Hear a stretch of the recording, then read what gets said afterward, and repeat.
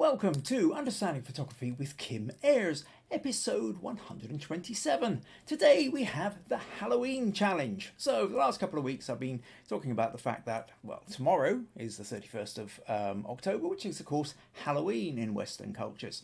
So I thought we would have the Halloween challenge and people could send in their images. So we've had about half a dozen of you actually send in some photos, so we're going to take a little look at that and see what everyone sent in. So yeah, that's pretty much what we're going to be talking about today.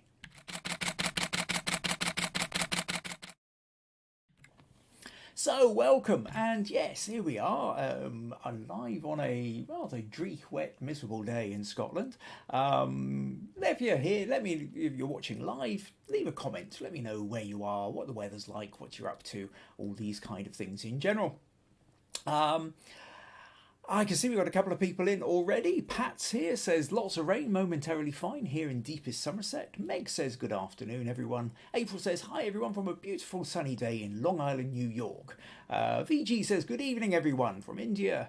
Maggie says wet and windy and dark in southwest Scotland. And Andy is here, says greetings from a rainy Hertfordshire. So, while wet and windy in Britain, yeah, a beautiful sunny day in in America, and Viji hasn't said what it's like in India, except for the fact that it's evening, so it's dark. So yes, today then the Halloween challenge. What I thought I would actually do is I'm gonna well, yeah. There's not a huge amount of images in today, but we will take a little look through. Oh, Jim's joined us from a damp, dark Dumfries. Or a damp Dumfries, anyway. That's me adding in the dark. So let's. But a couple of things first then, before we kind of get going, is first of all, Anne from Texas. I found out yesterday from Robert that Anne had got third place in the Dallas Center for Photography exhibition. So congratulations to Anne there. And what else was I going to say? Oh yeah, it happened to be my birthday last Tuesday, when Tuesday passed. And I desperately wanted to show you because Meg made me a birthday card, which I absolutely adore. So this one here, and what she's done is she's made me this wonderful bit here of podcast, and it says, Understanding Birthday Podcast. And she's even put in the Buy Me a Coffee as well, which I thought was rather fun as well. So yes, if you happen to find these podcasts interesting, entertaining, and you would like to support them in any way, then go to buymeacoffee.com/Kim Ayres. Or, you know, as Meg says, buy me a coffee. Thank you, Meg. That was lovely. And then the other thing I wanted to just let you know about was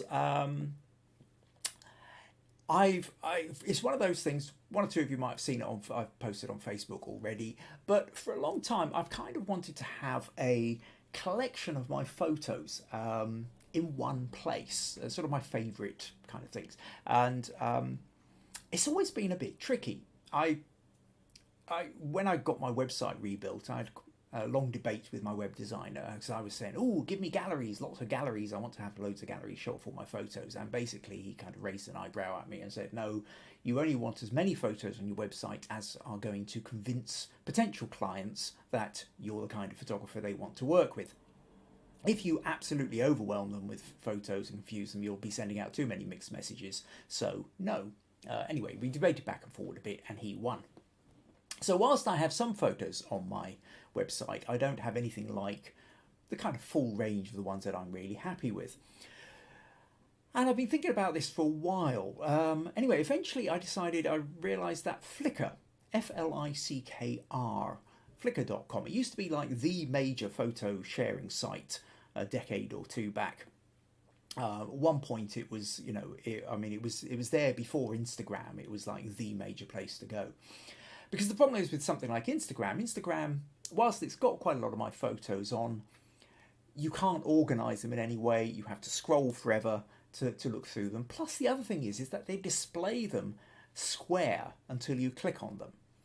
And most of my photos were never designed to be square. And I think it's I think it's one of those important points when you're kind of designing photos sometimes, is where are they going to be seen? And part of the problem with things being displayed square when you haven't decided that way is either the sides get cut off or the top and bottom get cut off, and that can really ruin the composition that you've crafted so long to actually create. So it becomes a really important part for me. Like I said, I wanted to have a place where I could actually sort of show off the photos. So using Flickr actually allows you to put your photos up, and it displays them in the format you actually created them. If you have a free account, you can put up to 1,000 photos on there. So that's, and at the moment that's more than enough for me. So what I will do actually, I will just show you essentially. So if you go to flickr.com/Kim Ayres, it's pretty much like most of the rest of my stuff, but just /Kim Ayres, you can find my Flickr stream easily enough. And I've got, in the end, about 380 odd photos here, and you can sort of sort them into albums. So like I've got an album here for narrative photography, so some of these you will recognize, but I can fill out that one flips over the page. And these photos go back to, well, the earliest one on here is 2009. It's just when I started becoming a professional photographer. Or where are we? I've got one where I can have portraits. Now, the other thing is you can overlap as well. So you can have the same image in more than one folder if you wish. So I've got, artists and makers, business organisation, musicians, collaborations that I did with Circle Vintage, or I've done with B20. I've got a little bit for self-portraits. And I've also got in here 15 behind-the-scenes videos, some of which you've seen, some you might not have. So here's the behind-the-scenes video of the Peaky Blinders style shoot I did, or the in-house chocolates, or the Pimpernel jewellery, or the blood bikes, and what have you. So essentially what it's really allowing me is to have a site where you can just kind of scroll down endlessly, and I've got these put in kind of reverse order, dates taken, or like I say, you can divide them, you can put them into albums, and what have you. So if you ever feel kind of fancy taking a kind of wee stroll through some of my photos, then that's one of the places you can do that, is Flickr. But I'd also recommend that if you're kind of wanting an online gallery, but you're not ready to necessarily build your own website, or even if you've got your own website, whether you necessarily feel that you need to have all your photos, but you would still like to have a place to stick your favourite, your best, then Flickr's actually not a bad place to do it. Like I say, it's free for the first 1,000 photos that you decide to upload, but it allows you to curate. And I think actually this is a really important part. It's kind of why I wanted to bring it up. It wasn't just quite a kind of look at me, although of course I am a bit of a look at me, otherwise I wouldn't be doing this. But it's also for you. And the thing is that we all have thousands, tens of thousands, some of us hundreds of thousands of photos sitting in folders. And I think there's something that's really good for the development of your own photography, to curate them, to say, well, okay, if I was going to have an exhibition of what I consider to be my best photos, what ones would they be? And here's a chance. You don't just shove up everything you've ever taken. You pick the best. And then maybe you can pick the best within certain categories. Have an album for your landscape, have an album for your macro, or for your insect, or for your portraits, or for a particular town, or whatever. You can create them however you like. And I think it does you good to be able to do that, because you can then actually see how they rank up against other ones. Because one of the other problems is we so often see our photos just singly, one at a time on a screen. That's all we can fit on. But what I like about that notion with Flickr there is, yes, I can zoom in and I can look at any one photo individually, but I can also scroll a screen and see how they kind of interact with each other. And you can also sometimes spot immediately, you've got 4 or 5 ones which you feel are up to a certain level, and then one of them just isn't hitting the mark. So when you're trying to, when you've only got yourself to kind of go on and say, well, okay, what's working here, what isn't, is another quite good way of really kind of sharpening the way you can see your own pictures. So that's Flickr, FLICKR.com. So like Flickr, but without the E in it. Worth doing. Right, okay, a couple more comments here. April's saying, yay, congrats to Anne. And also a happy birthday, Kim. Oh, thank you. And Viji says, lovely card, happy birthday. April says that card's great, Meg. Photo Bazaar says, howdy all from Texas. We have a new YouTube handle from Robert and Anne. Oh, brilliant. Okay, well, were you here in time for me to congratulate Anne on third place in the Dallas Center for Photography? Anyway, hopefully you've heard it now. So, Photo Bazaar, try and remember that's Robert and Anne now. Okay. Also says happy birthday, thank you. That was back on Tuesday. And April says thanks for the info about Flickr. Flickr, yeah, and she's spelt it right. Thanks for the info. Okay, cool. Right. Okay, so onto the Halloween. Yes, Halloween contest. No, it wasn't a contest. It was a challenge. So basically, yes, I wanted to see. I put out the idea that, I think this time last year I also did a Halloween challenge. It's just a bit of fun, really, for the time of year. Not everybody has Halloween. Viji doesn't celebrate Halloween, so I also said the fact, well, if you happen to have any other celebrations at this time of year, then feel free to put them in. So, what have we got here? So we're going to start with Gary. And Gary said, last year I submitted an image inspired by the ghost story writer M.R. James. I'm sticking to the same theme this year. So Gary sent me this one, which is rather cool and spooky. We've got a skull, we've got a crown, and it's lying down in, it's black and white or monotone with a slight sepia tint to it, I think, giving it a little bit more aged quality, sitting down in the kind of the fern, the mud, the grass. Lots of deep shadows. And I thought it was a good one to start with. Gives us a nice sort of spooky sense there. And he goes on to say, this photograph relates to a story called A Warning to the Curious. The tale is of a man who illegally digs up and removes the crown of an Anglo-Saxon king. From that moment on, he is followed by an unidentified entity. Eventually he returns the crown, but alas, it is too late. He is found dead soon after, his body horribly mangled by an unknown assailant. Ooh.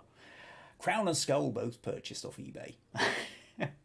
So nicely done there, Gary, I think. Now, just what I'm not intending to turn this into a critique session. This is purely about send us your images and we'll just kind of enjoy what everybody sent in. However, there was one thing. The thing is, Gary emailed this to me rather than putting it through the Facebook page. And because he did that, I was able to take a little look at the information on this camera settings. Because one of the things that struck me about this is it is very noisy. And given that this is a very high resolution picture, I wouldn't have expected this amount of noise that's in the picture. And I took a quick look, and one of the things I noticed, Gary, was that you've got this was taken now. So it's got an ISO 3200, so it's a really high ISO. You only tend to need that kind of ISO if there's not a lot of available light and you've exhausted other options. But it also says you took this at 1/8000th of a second. 1/8000th of a second, incredibly high speed. Now, generally speaking, you have a very fast shutter speed like that if you're taking a photo of somebody doing pole vaulting or sprinting or bronco riding, or some kind of really fast action where you've got somebody or something moving at high speed, possibly even a bullet shooting at 1/8000th of a second if you're trying to capture it. This is pretty much what you'll call a still life. It's not going anywhere. You could have done this at 100th of a second, handheld, very easily, in which case you could probably have had a 100 ISO and given yourself a much cleaner image. Anyway, that's just a kind of a wee aside, but that aside, it's a fun photo, Gary. So yeah, smug points to you, I think, on this Halloween challenge for sending in this kind of nice and spooky and a good start to the podcast. Oh, Nadia's joined us, says, hi everyone. Pat says, don't usually like skulls, but this is quite elegant. And April says, oh, cool, looks like a poster for a movie. Yeah, I think it does a bit, doesn't it? And John's just joined us saying, hello from Columbus, Ohio. Glad you could make it, John. Okay, right. So next up then, let's take a look at April. So April sent in a couple of photos. Where are we? And said, so this was one, and so very kind of Pirates of the Caribbean feel here. And this one we've got a headless horseman with a pumpkin skull to go with it. So these are kind of fun. So April says, for the Halloween challenge, pirates and a headless horseman. This is at a house that I see every day on my way to work. They are really into decorating Christmas also and have a great display. I think that's just so much fun, April, isn't it? I mean, that kind of whole. I mean, this horse. I mean, this is a full made up kind of full size solid thing. I mean, they must have a garage or shed or something that's huge to be able to fit all these things in if they're just pulling them out once a year for Halloween decorations. Yeah, and that as well. I mean, again, these don't look like they will fold up small. Again, it looks pretty much life size there. So I think that's kind of fun when you use. I mean, maybe I just don't live in the right place. I don't see displays like this in and around where I live. But then, mind you, the streets are slightly differently laid out. We're on a kind of a main street, so there aren't any front gardens here to see. You step out the road and you're straight onto the main road, and then there's the shops and everything just down there. So without the front gardens, there isn't the kind of space to display as such. I think there might be places around where people do this, but not in this little corner of Castle Douglas. So I think it's a lot of fun. I think it'd be quite fun if you went back there, April. I mean, this looks like the kind of thing that might be lit up at night as well. So but now you say you take on the way to work. So I don't know what time of day, how difficult it is to stop, whether this is just down the road from you or whether it's 30 miles from home, so it's not really an ideal place to stop. But yeah, maybe it could be interesting seeing how it's lit at night as another option for taking a photo for Halloween. I think there is one of those things that when you're taking a photo of a display that's already there, whether it's a statue or display like this or some kind of public artwork or something, when you're thinking about photography, it's not just a case of capturing what's there immediately. What you want to be doing is thinking about how can you add story to it, what makes what having an interesting light to it or having an interesting interaction with it.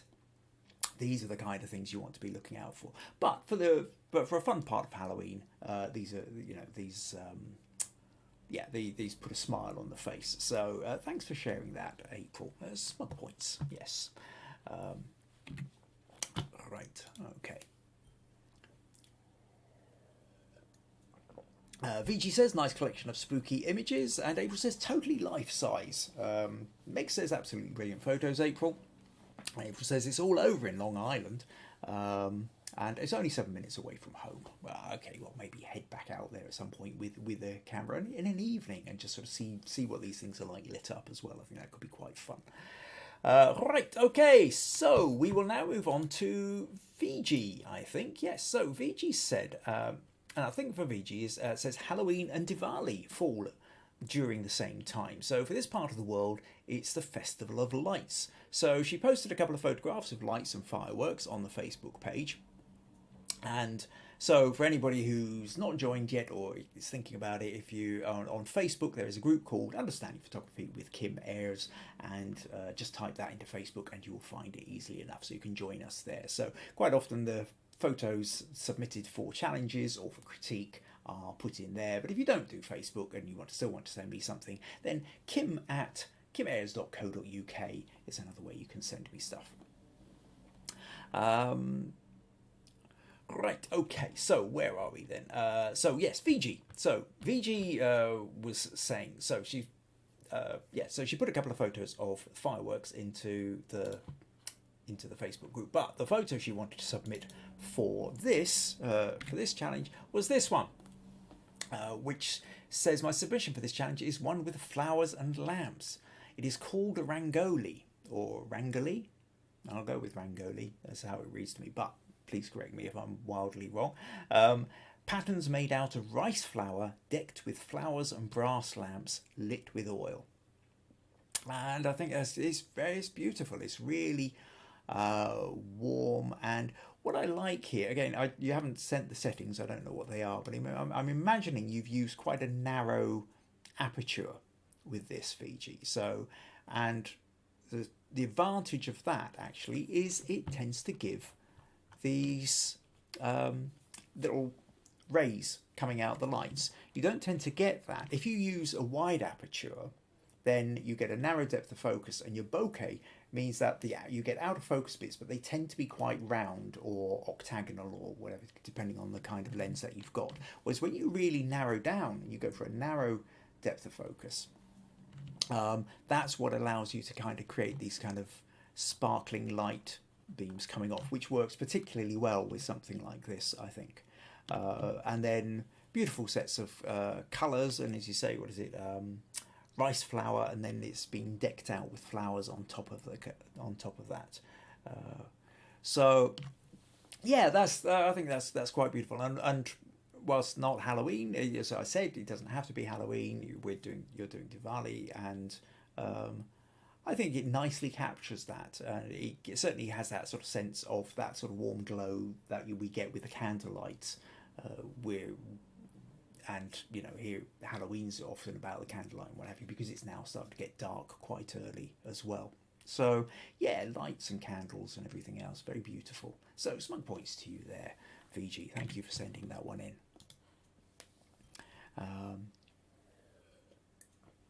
Robert and Anne says nice lens flares, and Viji says thank you, and Pat says this is so lovely, Viji. All right, okay. Next up then, Michele. Michele didn't actually say anything about this photo beyond the fact that she wasn't sure whether she was getting it in time, but she did. I did leave a wee question. Unfortunately, I didn't leave a wee question until late this morning, so she hasn't had time to actually respond to it. But would have been nice to know a little bit more backstory to this. Certainly having fun here. We've got, I mean, I don't know whether this is ketchup or red paint or hopefully not real blood, put over the shower curtain, around the neck, drizzling down the eyes. There is obviously been having a lot of fun with the makeup and what have you to create this scene. So yeah, lots of fun there, Michele. It's definitely smug points there, I think, so for really going for it. I don't think this is a self-portrait. Is this your daughter, a friend? Do let us know. Post back in. What would be quite nice, Michele, I know you're not watching at the moment, but if you're watching this on the recording of this, do go back to your entry, because you put this on the Facebook page. Let us know a little bit more about the background of this photo. Your curious minds wish to know. So, yeah, thank you for sending that one in. Viji says, loving the makeup, the smile gives away, and Andy says, nice shot. Pat also says, that makes me smile. Well, this makes me smile. Right, okay. Next up we have Jack, and Jack sent, where are we? This one in. So Jack has been back to play probably one of these things, not dissimilar to what April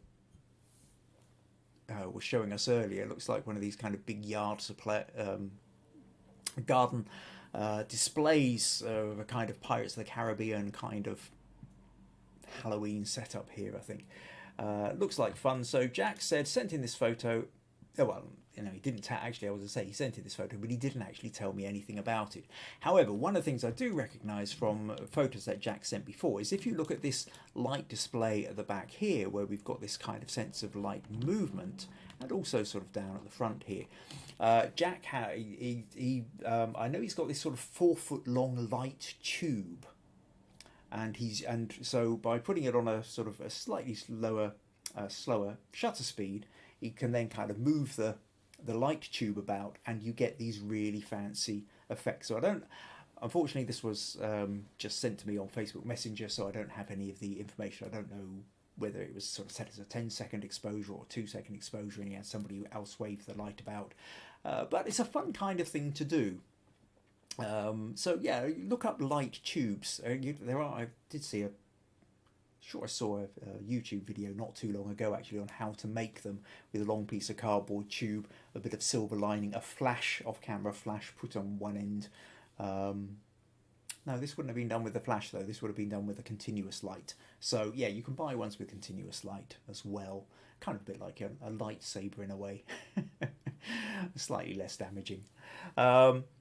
So yeah, that's kind of fun to play around with. Again, Jack, would have been more useful if you could have kind of given us a little bit more information, but still fun to send us in something. So thanks for sending that one in, Jack.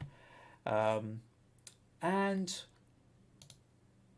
finally, yes, unfortunately, like I say, not quite so many entries this week. So the last one I wanted to show you was from Andy. And again, actually, Andy, I did ask you for again. I left it way too late in the Facebook, Facebook where you post this. I asked you if you could give me any kind of like a little bit of backstory about where the picture came from, and I've so if you've got any information, I don't know if you're watching now, you can give me a couple of interesting bits of info. Oh, you have actually, right? So Andy says. And I'll show you the photo in a sec. Well, I need to read it off this bit of page first. This was actually exploring how scary it is transitioning from pre-teen to teen. The model Amy was 12 at the time, and so we were exploring this theme with her. Fantastic. Okay, so I've saved this one to last because I have to say it is my favourite. And here we go. So this is really interesting. So we've got the whole kind of scary theme, knife, giant teddy, young innocent looking girl with but with a look in her eyes that says she's not going to take any messing from anybody, gripping Teddy tightly by the ear, knife to the throat. It's a really spooky photo. Really well thought through, nice lighting, nicely composed.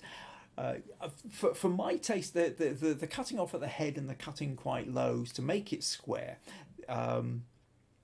is a stylistic choice that you've made. I personally would have liked to have seen a bit more above the head. I would have liked to see the whole of the head and a little bit of a gap, and I think you could have gone a bit lower as well and got more of the teddy in, and actually just made it more of a portrait image. I think I would like to sort of see that. For me, it feels like it feels a little bit like I was saying earlier about when Instagram takes your photo and it crops it for you. Having said that, I really love this photo. I think it's, like I said, it's really well thought, and I love and thank you for giving me a bit of background information on that, because I think once you add in this idea of that sort of, as you say, transition from pre-teen to teen, and the fact that she's 12 years old and you're exploring these ideas as well, I think that really adds a whole new dimension to this photo. So lots of thought gone into it, planning, beautifully executed with your lighting and posing. So yeah, serious smug points to you there, Andy. Thank you ever so much for sending that one in. Right. Oh yeah, Pat says spooky, just as Kim said. So that's pretty much where we're at. A short podcast this week. Now, what I'm going to do for the next 2 weeks, I think, I'm going to be talking. I'm going to be talking about the Rock for Redress, which was a slow fashion show that some of you may remember. About a year ago, I was involved in. There's a group, Circle Vintage, who I've done various collaborations with. They last year put on their first Dumfries slow fashion show. Slow fashion is, as opposed to fast fashion, disposable clothing. The idea of slow fashion is where clothes are reused, recycled, upcycled, made sustainably, that kind of thing. And So they then created a fashion show for it. It was done at the Theatre Royal. This year they stepped it up a bit and they had a whole walkway. It was done at Lawburn Hall. And so I was involved in taking some photos with that. You can find some of those on my Flickr account there. But I'm going to talk about the photo shoots. I'm going to do this over 2 weeks. So next week I'm going to talk about what it was like trying to photograph in the low light conditions when you've got people walking up and down a catwalk, and how I went about it, some of the problems I was up against, and some of the solutions I attempted.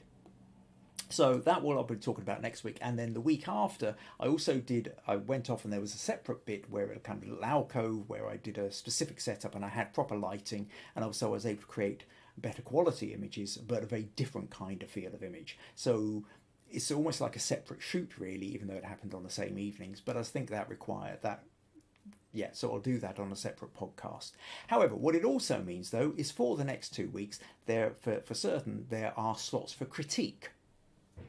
So this is your chance to get proper feedback on any images that you've got. There's no particular theme on the critique.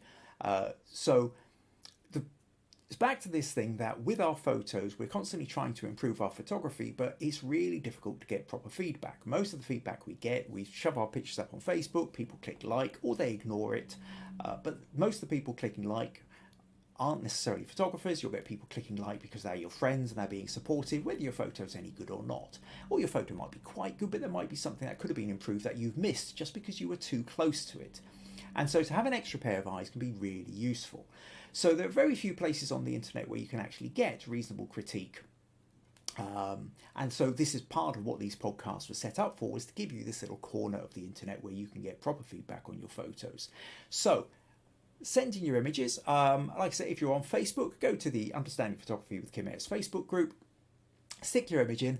Tell me what it is that you find that you're struggling with, whether it's an aspect of light or composition or narrative, story or concept or anything like that. And I will do my best to help you. If you don't belong to Facebook, like I say, you can email me, my website, kimayres.co.uk. So just straightforwardly kim@kimayres.co.uk will be able to get to me. And once again, tell me your sticking points. And ideally, if you've done a photo which you've edited, send me the unedited version too, because that also gives me more room to maneuver and to look at possible other ways of editing the photo which might help you with with your image. So that's us then. Early finish today, but hope you've enjoyed that. Hope you felt a little bit inspired to go out and take a few. Well, it is Halloween tomorrow, so maybe you need to kind of get some interesting photos for that. Meanwhile, I will see you all next Sunday on the 6th of November. So right, a couple of final comments here, or a couple of people saying thank you. Jim says thanks for the interesting podcast. Sorry I haven't been able to attend of late, but I always catch up. And Photo Bazaar says happy Halloween all. Right, okay, so I think that's pretty much us. Take care, see you all next week. Bye bye.